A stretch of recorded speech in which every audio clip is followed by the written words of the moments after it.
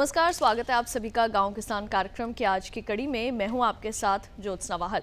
किसान साथियों, जहां बढ़ती जनसंख्या ने प्राकृतिक संसाधनों पर एक अतिरिक्त बोझ लाद दिया है, तो वहीं दूसरी ओर कृषि पर भी उत्पादन की जिम्मेदारी बढ़ गई है, जिसके लिए नित नए प्रयास किए जा रहे हैं। गांव किसान कार्यक्रम के आज की कड़ी में हम आपको खेती किसानी सेगमेंट में दिखाएंगे उजवा में आयोजित कौशल विकास कार्यक्रम पर हमारी एक खास पेशकश। हमारा पशुधन में आपको दिखाएंगे डेयरी व्यवसाय की गाथा और साथ ही मिलवाएंगे एक कामयाब किसान से। तो इन सब जानकारियों के साथ आइए शुरू करते हैं हमारा आज का कार्यक्रम गाँव किसान।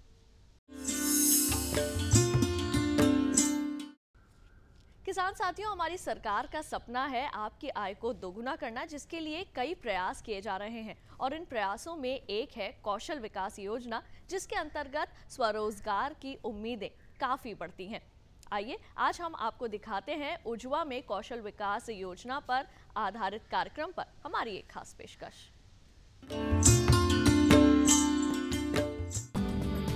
बढ़ता तापमान, लू के थपेड़े पूरे देश की परेशानी का सबब बना हुआ है। शीतल पेय पदार्थ कहीं ना कहीं राहत की सांस जरूर ला रहे हैं, लेकिन किस तरह के पेय पदार्थ लाभकारी हैं, ये जानना बहुत जरूरी है। इसी कड़ी में कृषि विज्ञान केंद्र द्वारा ग्रामीण युवाओं को शीतल पेय पदार्थ बनाने की ट्रेनिंग दी गई। इस ट्रेनिंग में युवाओं ने बढ़ चढ़कर हिस्सा लिया, साथ ही गृहिणियों ने भी इस ट्रेनिंग में अपनी रुचि दिखाई। जैसा कि देख रहे हैं कि हम लोग यहाँ पे 4 दिन का हम लोगों ने प्रशिक्षण कार्यक्रम किया है कौशल विकास फल और फलों के रस और गूदे के परिरक्षण के बारे में। यहाँ प्रशिक्षण हमने देना शुरू किया है। इस तरह का ये हमारा प्रोग्राम है क्योंकि सीजनल जैसे हम लोग करते हैं क्योंकि ये मौसम गर्मी का है।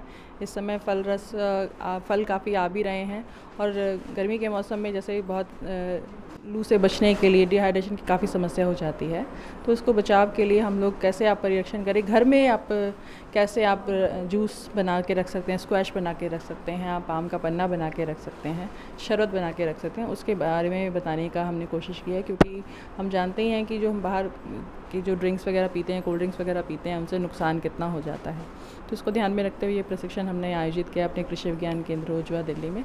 और इसी तरह के प्रशिक्षण कार्यक्रम हम समय के अनुसार करते रहते हैं। और भी जो हमारे देश में कृषि विज्ञान केंद्र हैं, अब 600 से ऊपर हैं, जो कि अपने अपने क्षेत्र में क्षेत्र के अनुसार, क्षेत्र की आवश्यकता के अनुसार इसी प्रकार के प्रशिक्षण कार्यक्रम आयोजित करते रहते हैं और किसान भाइयों और बहनों को लाभान्वित करते रहते हैं। जैसा कि हमने ट्रेनिंग दी है, तो इसमें हम लोग जानकारी देते हैं और जानकारी का जो हम देते हैं अपने प्रतिभागियों को, वो इसका इस्तेमाल करते हैं, अपने घरेलू स्तर के लिए इस्तेमाल करते हैं, किसी ने इसे व्यवसाय करना हो तो उसके लिए इस्तेमाल करते हैं। और बीच बीच में जैसे उन्हें कोई भी ज़रूरत पड़ती रहती है प्रशिक्षण के बाद भी, तो भी हम उनको सहायता करते हैं तकनीकी जानकारी देने के लिए। और अगर इन लोगों की कोई आगे जैसे समस्या आ रही हो कि बैंक से कैसे जुड़ना है, ऋण कैसे लेना है, तो उसके लिए भी हम लोग इनको जानकारी देते हैं, कोशिश करते हैं कि हम इनको वहाँ से मिलवाएं और इनको, ताकि इनका काम शुरू हो सके। और कोई उत्पाद ये बना भी रहे हैं, सीखने के बाद भी कुछ गड़बड़ हो गई, तो उसमें भी हम उनको सहायता करते हैं कि वो करेक्शन कैसे की जाए, उसमें ठीक कैसे किया जाए, उसके बारे में भी जानकारी देते हैं। मेरा नाम प्रवीण कुमार मिश्रा है, मैं बुराड़ी से आया हूँ और यहाँ काफ़ी अच्छा माहौल है। हमारी जो मैम है जो सिखा रही हैं, बहुत ही अच्छे ढंग से हम लोगों को एक एक चीज़ों के बारे में जानकारी दे रही है। मुझे इससे पहले इस तरह की चीज़ों के बारे में बहुत पता नहीं था। डीडी किसान चैनल हमने देखा तो उसमें हमें ये जानकारी मिली कि आप इस तरह के ट्रेनिंग ले सकते हैं घर के लिए, व्यवसाय मॉडल के लिए, और कहीं भी आप कुछ समाज सेवा के लिए भी कुछ करना चाहते हैं, तो इस तरह से चीज़ों को बना के लोगों को स्वास्थ्य के प्रति आप जागरूक कर सकते हैं।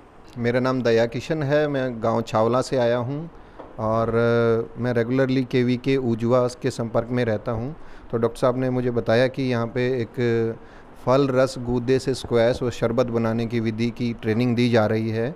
तो इस ट्रेनिंग को करने के बाद मुझे बहुत अच्छा लग रहा है, क्योंकि न सिर्फ घरेलू उपयोग के लिए बल्कि हम इसको व्यावसायिक तौर पे करने के लिए, जिससे हमारे जो ग्रामीण भाई बहन हैं और जो किसान हैं वो अपनी आय में वृद्धि के लिए इसको यूज़ कर सकते हैं। और जो शहरों में जो लोग रह रहे हैं उनको एक नेचुरल और प्योर प्रोडक्ट हम उनको बना के दे सकते हैं। और मुझे लगता है कि ये बहुत ज़्यादा मदद हमें इसमें मिलेगी। और जैसे विधि बनाने की विधि के लिए डॉक्टर साहब ने सारी ट्रेनिंग दी है, आगे भी ये हमारी ऐसे ही मदद करते रहेंगे। मुझे ये पता चला कि यहाँ पर फलों से रस और स्क्वैश और शरबत बहुत सारी चीज़ों के बारे में बताया जा रहा है या सिखाया जा रहा है। मुझे यहाँ के बहुत अच्छा लगा, क्योंकि हमारी जो मैम है वो बहुत अच्छे से सिखा रही है हमें। हम इससे व्यवसाय के रूप में भी अपना सकते, न केवल घर पर इसको बना सकते हैं, बल्कि इसको व्यवसाय के रूप में भी अपना सकते हैं। सबसे ज़्यादा खुशी मुझे इस बात की है कि हम औरतों को भी इससे आगे बढ़ने का मौका मिलेगा। तो देखा आपने किस तरह कौशल विकास भी आपकी आय को दोगुना करने के इस सपने को साकार कर सकता है। किसान साथियों, कार्यक्रम में वक्त हो चला है एक छोटे से ब्रेक का। आप कहीं मत जाइए और देखते रहिए हमारा कार्यक्रम गांव किसान।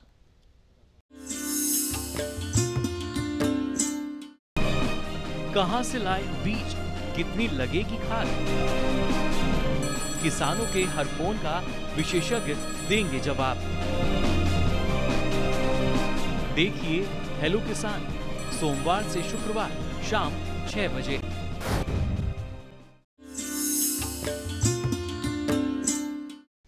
ब्रेक के बाद एक बार फिर आप सभी का स्वागत है कार्यक्रम गांव किसान में। तो आइए कार्यक्रम में बढ़ते हैं आगे और देखते हैं हमारा अगला सेगमेंट, हमारा पशुधन।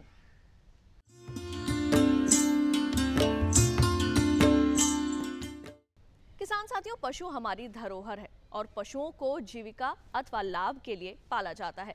लेकिन पशुपालन आधुनिक कृषि का एक महत्वपूर्ण भाग भी है। आज हम आपको दिखाएंगे डेयरी व्यवसाय की एक ऐसी कहानी जिन्होंने उच्च शिक्षा के बावजूद भी डेयरी व्यवसाय को अपनाया। तो आइए देखते हैं हमारा अगला सेगमेंट, हमारा पशुधन।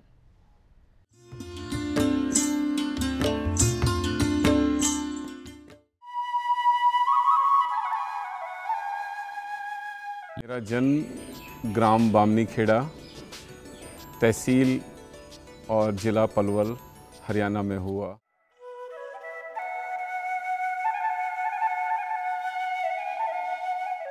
हमारे गांव में ज़मीन कम होने की वजह से हम लोग हमेशा नौकरी तथा खेती दोनों के ऊपर निर्भर रहने की कोशिश करते थे। हमारे घर में जब मैं छोटा था तो भैंसें और गायें थी, जिनको मेरी माँ और मेरे पिता दोनों मिलकर संभाला करते थे। उनके लिए हरा चारा कभी कभी हम उनके साथ खेतों में आया करते थे और खेतों में आने के बाद हम उनके साथ चारे काटने में और उसको घर तक ले जाने में उनकी मदद करते थे। ये रिश्ता भविष्य में क्या आकार लेगा, ये तो विद्यासागर भी नहीं जानते थे। हरा चारा काटने वाली मशीन थी। उस मशीन में चारा काटने के बाद हम उनको भैंसों के और गायों के आगे डालने में दोबारा हम फिर मदद करते थे। इस तरह से मेरा बचपन गांव में बीता। फिर मैंने अपनी मैट्रिक एजुकेशन पूरी की। उसके बाद मैं फिर कॉलेज चला गया और कॉलेज में मैंने इंजीनियरिंग की पढ़ाई की। तकरीबन 15 साल व्यवसाय करने के बाद मैंने ऑस्ट्रेलिया यहाँ से इमिग्रेशन लिया और मैं यहाँ से ऑस्ट्रेलिया चला गया। विद्यासागर ऑस्ट्रेलिया चले तो गए, लेकिन वहाँ भी पशु प्रेम ने उनका पीछा नहीं छोड़ा। ऑस्ट्रेलिया जाने के बाद मैंने वहाँ खेती बाड़ी को देखा, एग्रीकल्चर एक्टिविटीज़ को देखा, जिसमें डेयरी फार्मिंग मुझे सबसे ज़्यादा अपनी ओर आकर्षित किया। उन्होंने ऑस्ट्रेलिया में अनेक डेयरी फार्म देखे और ये पाया कि वहाँ किस तरह कम लोगों के साथ भी अधिक कमाई की जा रही है। डेयरी फार्मिंग में मैंने वहाँ देखा कि वहाँ बहुत ऑर्गेनाइज्ड डेयरी फार्मिंग थी, बहुत ही चीज़ें व्यवस्थित थीं और कम लोगों से वो ज़्यादा काम कर पाते थे।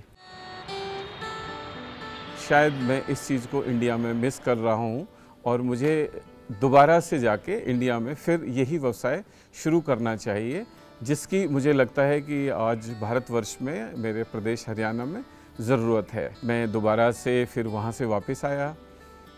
यहाँ आने के बाद मैंने फिर देखा कि ये जो डेयरी इंडस्ट्री है ये व्यवस्थित नहीं है। इसके लिए फिर मैंने हिंदुस्तान में बहुत डेयरियों में भ्रमण किया, जिसमें मैं पंजाब, देहरादून, गुजरात, पुणे जैसी जगहों पर डेयरियों को मैंने भ्रमण किया।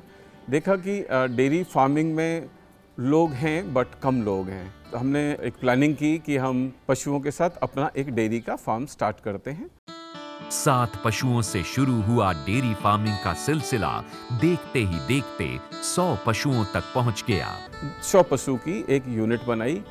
शुरू में उन्होंने केवल गाय ही रखी, लेकिन अपने पिता के सपने को पूरा करने के लिए फार्म में भैंसें भी रखनी शुरू कर दी।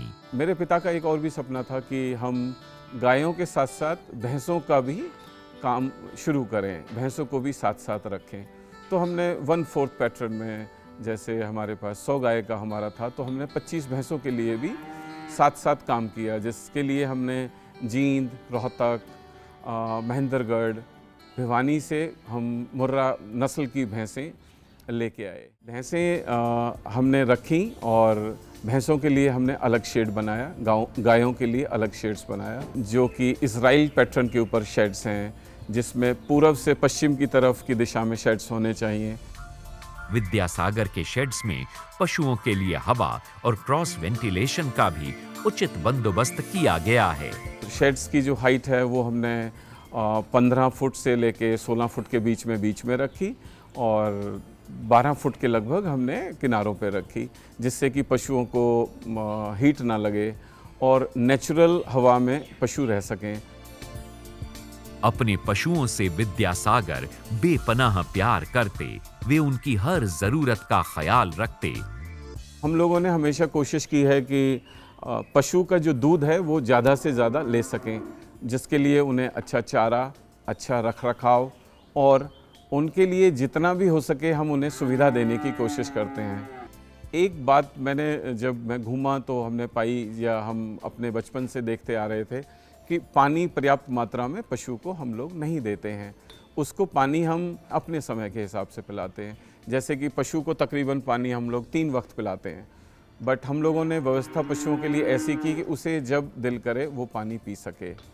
और उनका जो खाने का ट्रफ है उसको हमने ऐसा बनाया कि पशु जैसे फील्ड में चारा चरता है तो उसको अपनी गर्दन तकरीबन 6 या 4 इंच के आसपास रखनी होती है, जिसको कि वो फील्ड में खाना खाते हुए अपनी घास को खाता है। खाने की जो उसकी एक जगह है उसको ऐसी बनाई कि प्रॉपर झुक के वो खाना खाए। पशुओं के लिए हम लोगों ने एक चीज़ और नोटिस की कि जो पक्का पोर्शन, जो कि कंक्रीट पोर्शन हम पशुओं के लिए रखते हैं, तो उस पोर्शन के ऊपर पशु जब बैठता है तो उन्हें दिक्कत होती है। उनके जो थन होते हैं उनमें उनका कुछ रगड़ लगने की वजह से या दूसरी वजह से नुकसान होने की संभावना होती है। तो उसके लिए हमने पुणे से इस मैट्स मंगाए, जो मैट का साइज़, रबर मैट्स हैं ये, इनका साइज़ 6 फुट बाई 4 फुट होता है और एक पशु के लिए वो पर्याप्त होता है। तो वो मैट्स हमने मंगवाए और वो मैट्स हमने डेयरी में लगवाए। मैट्स लगाने के बाद हमें महसूस हुआ कि पशु जब चाहे पक्के पे भी बैठता है, या जैसे ही बरसात का मौसम होता है तो उसमें कच्चे पोर्शन के ऊपर कई बार थोड़ी ज़्यादा बरसात होने की वजह से कीचड़ हो जाती है, तो उसमें जब पशु पक्के के ऊपर बैठता है तो उसको कोई हानि नहीं होती, उसको कोई नुकसान नहीं होता। हरियाणा की किसान सेवा केंद्र पलवल में है, जिसमें कि वो हमें समय समय पर बुलाते रहते हैं और हमें अच्छी अच्छी चीज़ों से अवगत कराते हैं। किसान मेला के कुछ यहाँ प्रोग्राम्स होते हैं जिनमें हम जाते हैं, और गवर्नमेंट या दूसरी जो इंस्टीट्यूशंस हैं उनसे जो भी बेहतर चीज़ें हमें मॉडर्न डेयरी फार्मिंग के लिए ज़रूरत होती है वो लेने की हम कोशिश करते हैं। दूसरा, NDRI करनाल में हम लोगों को भी आमंत्रित किया जाता है। वहाँ जाने के बाद हमें काफ़ी चीज़ों की जानकारी हासिल होती है। उन्हें एक SMS नंबर, हमसे एक नंबर, मोबाइल नंबर हमारा लिया है। SMS के थ्रू मौसम की या दूसरी कोई महत्वपूर्ण जानकारी पशुओं के बारे में हमें उनसे भी प्राप्त होती है, जो कि हमारे लिए बहुत लाभकारी है। जो नौजवान हैं, नवयुवक हैं, बेरोज़गार लोग हैं, उनके लिए हम लोगों का एक संदेश है कि वो बजाय नौकरी ढूंढने के, बजाय और कहीं और दूसरे प्रयास करने के, कम पशुओं के साथ इस कार्य को शुरू करें और धीरे धीरे उन्हें इस कार्य में सफलता मिलेगी और वो इस काम के लिए यूँ ना समझें कि ये काम तो अनपढ़ों का काम है या इस काम को करने में उन्हें कोई छोटा काम है ऐसा ना समझें। ये कार्य अगर व्यवसाय की तरह किया जाए तो इस कार्य में वो खुद भी सेल्फ एम्प्लॉयड हो पाएंगे और दूसरे बेरोजगार लोगों को भी रोजगार दे पाएंगे।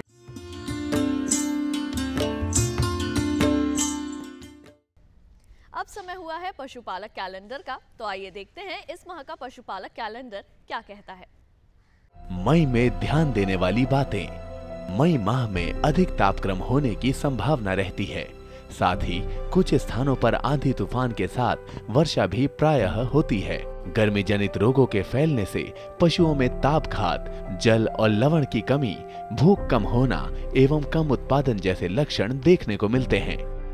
पशुओं को धूप और लू से बचाने के उपाय करें। चारे का संग्रहण और उसकी समय पर खरीद कर सकें, ऐसे उपायों के बारे में सोचें। पशुओं में लवणों की कमी न होने पाए, इसके लिए लवण मिश्रण निर्धारित मात्रा में दाने या बाटे में मिलाकर दें। पशुओं के आहार में मौसम के अनुसार आवश्यक बदलाव करें। गेहूं का चोकर और जौ की मात्रा बढ़ाएं। पशुओं को संतुलित आहार दें जिससे उनकी दुग्ध उत्पादन क्षमता बनी रहे। चिंचड़ों और पेट के कीड़ों से पशुओं के बचाव का उचित प्रबंध करें। चारे के लिए बोई गई चरी, मक्का और बहुऋतुजीवी चारा घासों की कटाई करें। इस माह में भेड़ से ऊन कतरने का कार्य करें।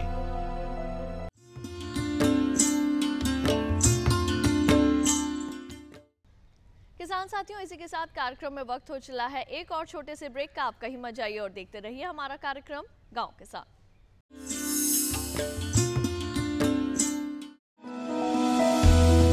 जानकारी जो किसानों के लिए हो लाभकारी। समस्याओं पर पड़ेगा समाधान भारी। कृषि की हर बात का ख्याल।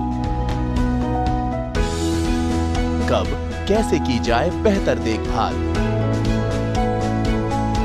जानिए विशेषज्ञों के साथ। देखिए खेत खलिहान, सोमवार से शुक्रवार सुबह 7 बजे डीडी किसान पर।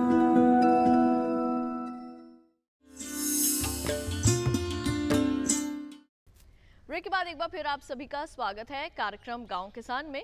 आइए कार्यक्रम में बढ़ते हैं आगे और देखते हैं हमारा अगला सेगमेंट, कामयाब किसान की दास्तां।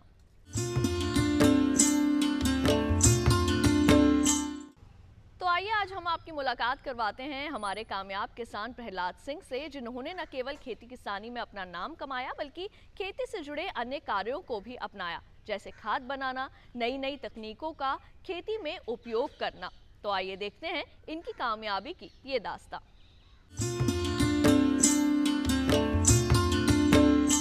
मेरे परिवार में शुरू से ही खेती का काम किया जाता था और बचपन से ही हम अपने पेरेंट्स के साथ खेत पे आते थे और जो वो खेती करते थे उसको बड़े अच्छे ढंग से देखते थे, उसमें इंटरेस्ट लेते थे। शिक्षा के महत्व को जानते हुए उनके पिता ने प्रहलाद का दाखिला एक अच्छे स्कूल में करा दिया। कभी बच्चों के साथ भाग दौड़ करने वाले प्रहलाद अब खेती में अपना भविष्य तलाशने लगे। आगे बढ़ के कोई काम किया जाए और अपना काम किया जाए, ना कि जॉब की जाए। तो उसके लिए क्या काम किया जाए, ज़्यादा तो एग्रीकल्चर बैकग्राउंड था तो उसमें एग्रीकल्चर में ही अपना काम करने के ध्यान था। उसके अलावा कुछ दिमाग में भी नहीं आता था और नहीं कुछ सोचते थे। जैसे बड़ा हुआ खुद काम करने का विचार हुआ, क्या काम किया जाए, क्योंकि घर में मैं बड़ा बेटा हूँ और परिवार की एक जिम्मेदारी भी होती है कि भाई ठीक है बेटा बड़ा हो गया, आप कुछ काम तो करना चाहिए, क्योंकि आधुनिक टाइम में इतने खर्चे होते हैं कि उन्हें सरवाइव करना बहुत मुश्किल है ट्रेडिशनल खेती के द्वारा। 2004 में वर्मी कंपोस्ट का काम शुरू किया, केंचुए की खाद बनाने का काम किया।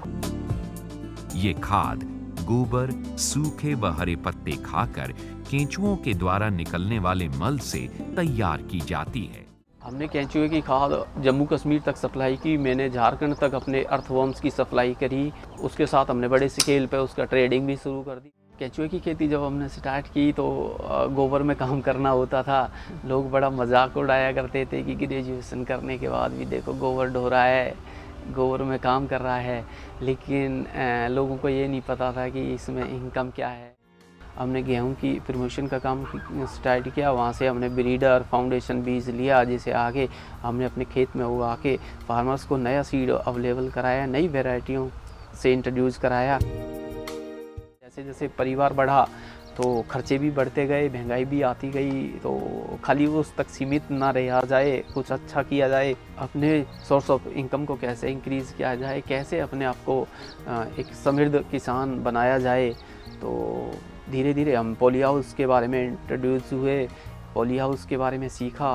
पिछले 3-4 साल तो मेरे को यही देखने में लगे कि पॉली हाउस किया जाए नहीं किया जाए, क्या बेनिफिट्स हैं, क्या नुकसान है।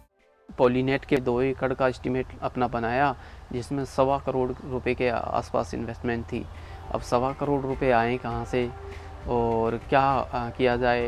तो इनबीची NHP नेशनल हॉर्टिकल्चर बोर्ड की एक स्कीम मेरे पास आई, जिसमें 50% भारत सरकार अनुदान देती है किसान को कि भाई आप एक पॉली हाउस लगा रहे हो या नेट हाउस लगा रहे हो। उस स्कीम के द्वारा के तहत मैंने अपना प्रोजेक्ट बनवाया और मैं बैंक मैनेजर के पास गया। Bank manager syndicate Ashwini Goyal ji थे उस टाइम। अश्विनी गोयल जी ने पहले तो मेरे से पूछा कि भाई आप क्या करते हो, तो मैंने अपने सर्टिफिकेट्स वगैरह दिखाए, तो उन्होंने मेरा सहयोग किया, प्रोजेक्ट फाइनेंस कराया। अब सवाल ये था कि पॉलीनेट में कौन सी फसल उगाई जाए, तो प्रहलाद ने अपने पॉलीनेट में गुलाब उगाने का फैसला किया। काफ़ी दूर दूर से भी फार्मर्स हमारे पास देखने के लिए आते हैं, समझने के लिए आते हैं और हम उन्हें समझाते हैं। भारत सरकार, हरियाणा सरकार, विभिन्न सरकारों की परियोजनाओं के बारे में उन्हें बताते हैं। जी यहाँ से आप काम करोगे तो इतना आपको अनुदान मिलेगा, यहाँ से करोगे इतना अनुदान मिलेगा, और ये चीज़ लगाओगे तो ये फ़ायदा होगा, ये चीज़ लगाओगे तो ये इसके बेनिफिट्स होंगे। काफ़ी कुछ सोचने के बाद मतलब एक फार्म बनाई, उसके साथ मैंने काम स्टार्ट किया कि क्यों नहीं हम इस काम को हम सेल्फ में करें। तो मैंने अपनी बेटी के नाम से एक फॉर्म रजिस्टर कराई, उससे हमने अपना काम स्टार्ट किया और अपने पॉली हाउस तो इरेक्शन किया ही किया, इसके साथ साथ हमने ये काम आगे भी बढ़ा दिया। पिछले 7-8 महीने में 15 पॉली हाउस इरेक्ट कर चुके हैं और लगभग 30-35 हमारा पाइपलाइन में है। किसान भाइयों से एक अनुरोध है, कोई भी काम करें पहले उसके लाभ हानि के बारे में पूरी जानकारी ले लें, क्या करना है, कैसे करना है नहीं करना है, अपने क्षेत्र में ये काम हम कर सकते हैं नहीं कर सकते, ये सबसे ज़रूरी चीज़ें हैं किसान के लिए, और इन्हें लिए बगैर कोई भी नया काम स्टार्ट नहीं करें। हरियाणा सरकार ने मेरे को 3 बार सम्मानित किया, 10-10 हज़ार 25 हज़ार रुपये इनाम दे के। वो चीज़ें अखबार में आई, लोगों ने पढ़ा और बहुत अच्छा महसूस हुआ। अपने आप में भी एक मोटिवेशन मिला कि कुछ और किया जाए, कहीं और बढ़िया प्लेटफॉर्म पे एक अच्छा इनाम मिले। भगवान ने आपको दिमाग दिया है, आप उसको अपने यदि फील्ड पे इम्प्लीमेंट कर दें तो शायद हो सकता है कई गुना ज़्यादा सम्मान आप पाएंगे, कई ज़्यादा गुना आप इनकम पाएंगे। और भाइयों, कोई काम छोटा नहीं है।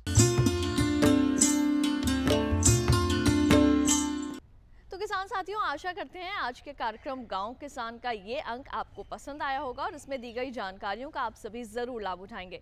आज के कार्यक्रम में केवल इतना ही, लेकिन अगले अंक में फिर करेंगे आपसे मुलाकात कुछ और महत्वपूर्ण जानकारियों के साथ। तब तक के लिए दीजिए इजाजत। आप देखते रहिए दूरदर्शन किसान।